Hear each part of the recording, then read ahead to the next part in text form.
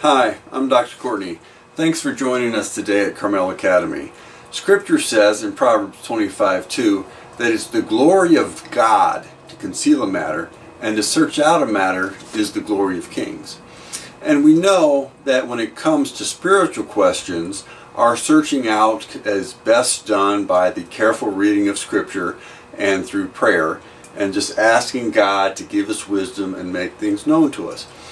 With regard to the laws of nature, the scientific method is an excellent approach for searching things out. And as Scripture says, we are the kings.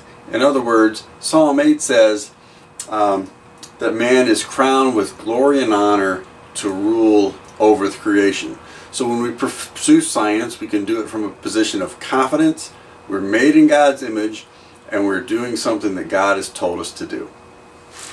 Alright, so today's experiment is on Hooke's law. And Hooke's law can be formulated in many different ways, and it concerns a mass in a spring. And it's the way that we're going to frame our hypothesis is that the spring stretch and the applied force are linearly related. In other words, the force F is a linear function of the spring stretch, which we're going to call X. So the idea is that we've got a spring, and we're going to hang a mass from the spring, our different masses, and we're going to record the stretch on the spring. Now, let's not get confused about the cause and effect here, because there are two ways to view it, and either one is kind of equal in this situation. In a lot of experiments, we have a clear independent variable and a clear dependent variable, where one is the cause and the other one is the effect. So we could view the cause as the hanging mass and the effect as the stretch of the spring. And that's a valid way to view this experiment. But it's also a valid way to view this experiment to realize the stretch of the spring is exerting an upward force on the mass, which balances the downward force mg and causes it to come to rest in what we call the equilibrium condition. Because when we know from Newton's laws that if an object is not accelerating, that all the forces on the object are balanced. We also know that near the surface of the earth, every object with mass m has a force applied by gravity that's negative mg.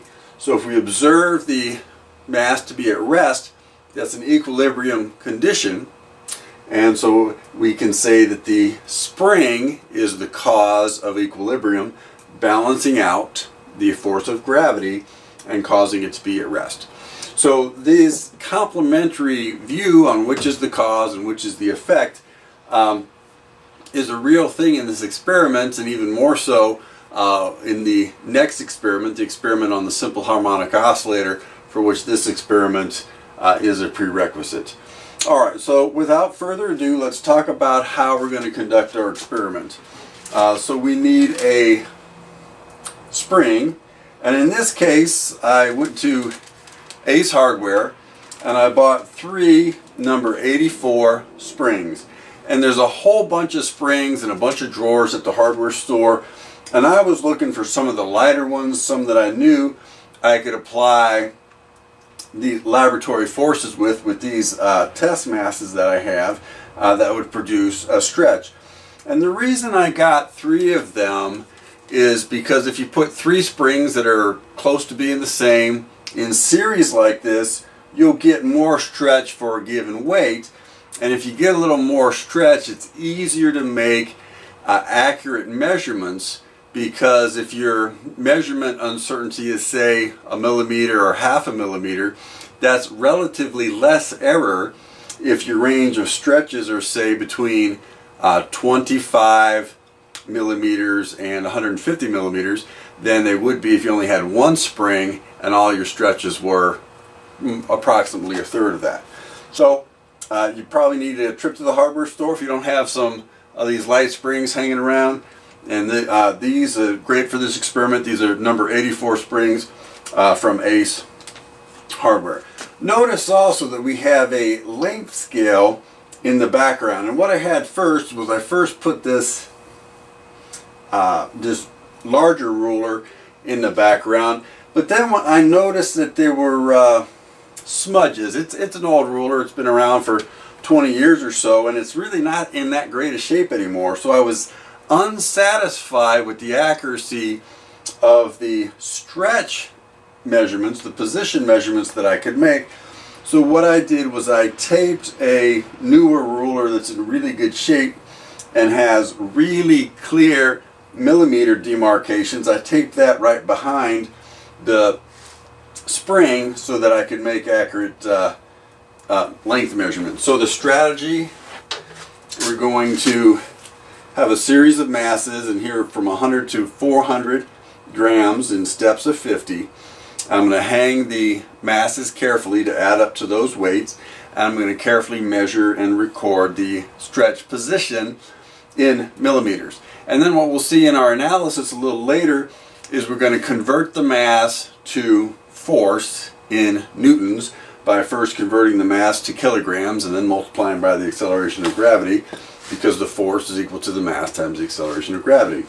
And then we're going to convert the position into meters, and then we're going to see if the data of force versus position satisfies the linear hypothesis or not, and that'll occur in our analysis. Now in our experiment, it's convenient to use because we have them, these calibrated test masses, which we buy and have carefully determined masses of nice even numbers, 50 grams, 100 grams, 200 grams, and so on. That's not actually a requirement for this experiment. So if you don't happen to have calibrated test masses, you don't need nice even numbers for your hanging masses. The masses of your objects simply need to be known. So as an alternative, you've probably got an inexpensive laboratory scale. You can just take some object like quarters or metal washers or something like metal nuts, and anything that you can put a varying amount of in a little container. We happen to have a little baggie here, and fashion your own masses. And we've determined that 20 quarters in a bag weighs about 110 grams. So you could hit a range of the masses very similar to our experiment, maybe with 20, 30, 40, 50, up to about 80 or so quarters in different bags.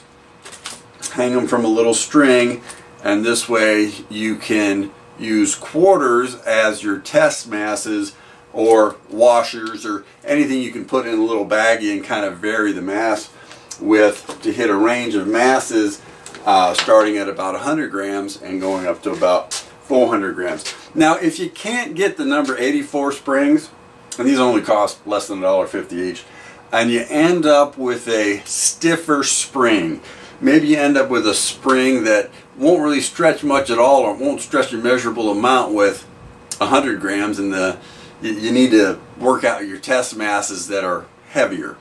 This is fine as long as you're able to accurately determine the masses and accurately determine the stretches on the spring. Now we'll zoom in here in a minute to do a little better job of this, but there's also the matter of picking a reference point to use to measure your position to quantify the string stretch. And so what I'm using here is I'm using the very bottom edge of the bottom loop that the object gets hung on, because we're going to be hanging different objects, so we don't want to introduce the confounding factor of how far below the attachment point they're hanging, but we're simply going to use the attachment point itself, the bottom of this little circle here on the spring.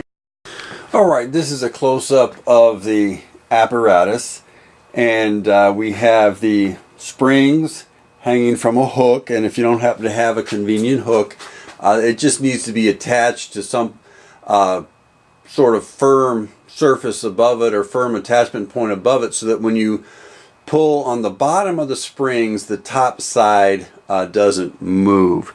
That's more the important requirement there. So I just zoom in on the springs there. They just have to be attached from up above to something that's not going to move as the bottom is stretched. Okay, so here we have the 100-gram mass hanging, and one of the things you need to do is you need to keep it from bouncing at least too much. You need to keep it from swinging back and forth. So there's a little effort required once you hang the mass to kind of stop the major motions, either swinging back and forth or bouncing up and down, so that we can get a good measurement on the position of the bottom of the spring coil there.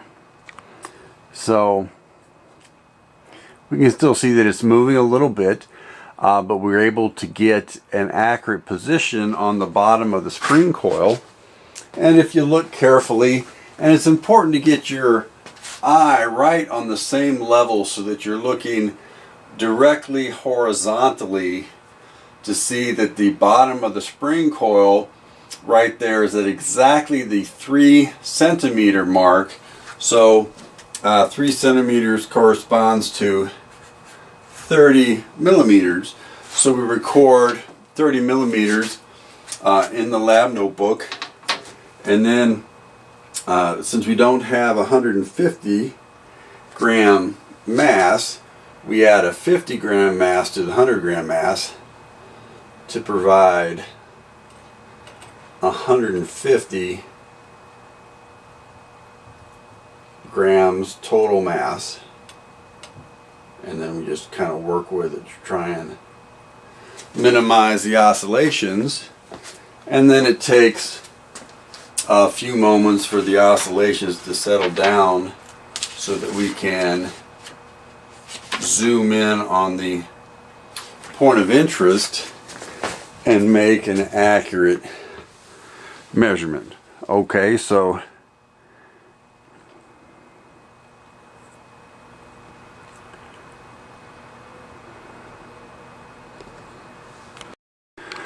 we've given it a few moments for the 150 grams to stop bouncing up and down and come to rest. And we've panned and zoomed the video camera. And we've also taken some care to make sure that the video camera is looking horizontal.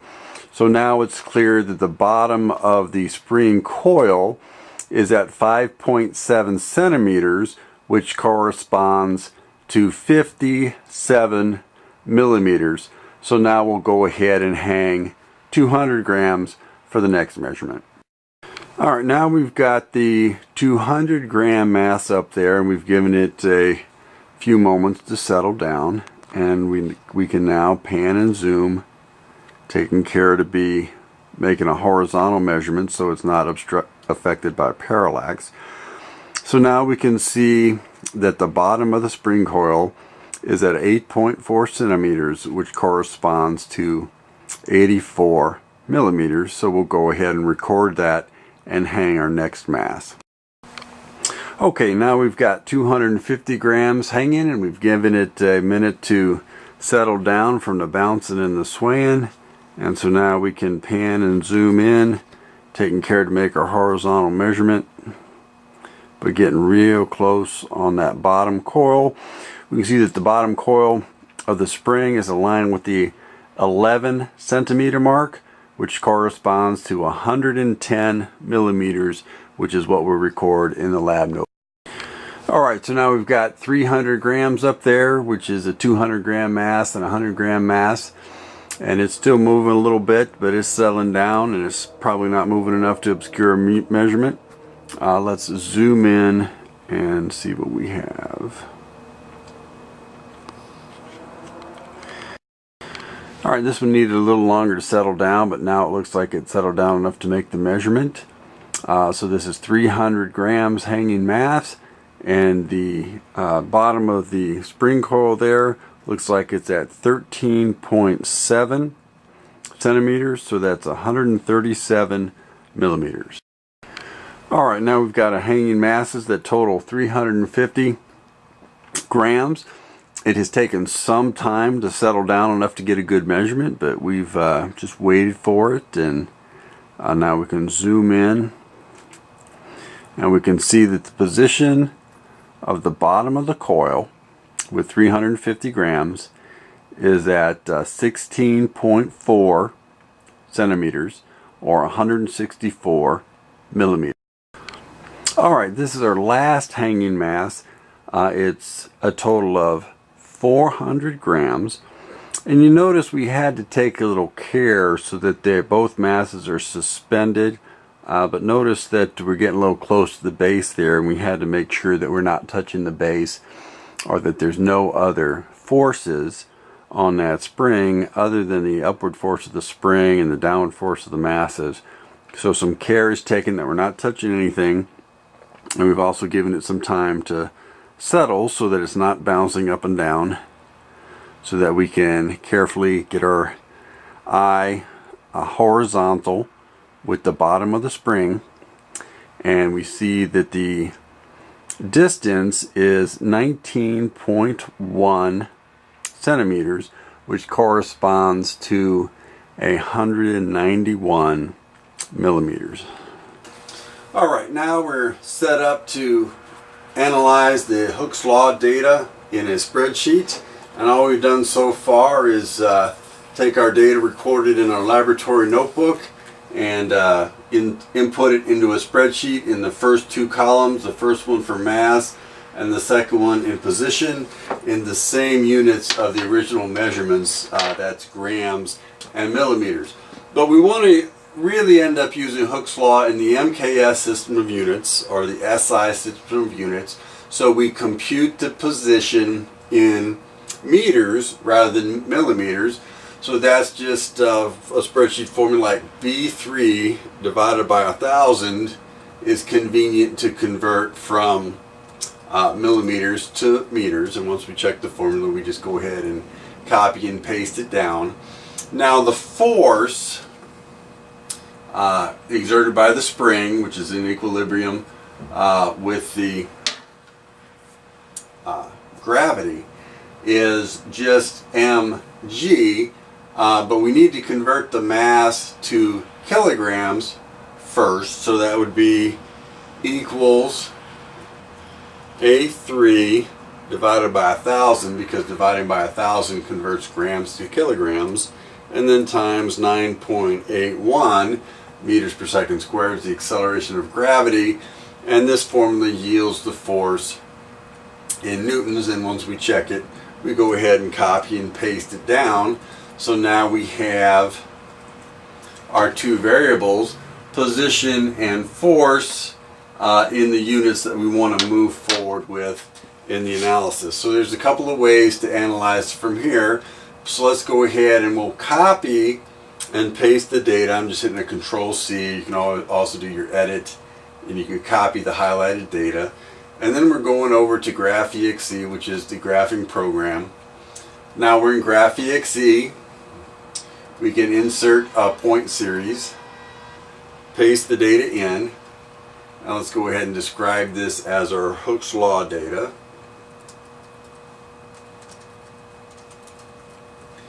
And we can go ahead and select a marker out for X's, and I like blue. I used to work at the Air Force Academy. It's a nice color. So let's go ahead and do a zoom fit so we can see our data. And we can see at least it passes the eye test that the data is close to a straight line. But let's go ahead and improve our graph a little bit here. We know that the vertical, the horizontal axis is position, and the units of position are meters. And let's go ahead and we'll try auto ticking and auto gridding to begin with, and let's make the minimum 0. And let's go to Y. Our vertical axis is force. Units of force are newtons in this experiment. Let's make our minimum 0, and let's try auto ticking and auto gridding and see how that works out. Now somehow we've lost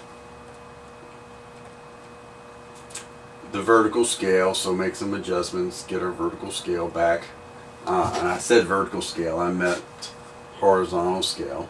So now we have our horizontal scale back, and our tick units are not unreasonable. They're 0.02, but I think that would probably look better on the horizontal axis if we made them 0.05 instead.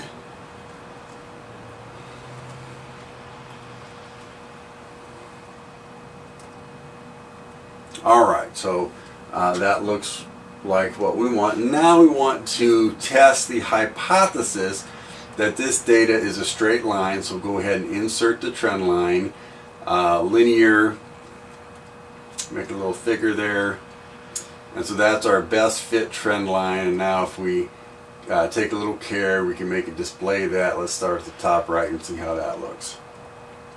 Alright, so now we have Hooke's law data, and this is the best fit equation. So it tells us that the r squared is 1, and by the combination of the r squared and the fact that the line goes exactly through the data points, this is a very good fit and tends to support the linear hypothesis.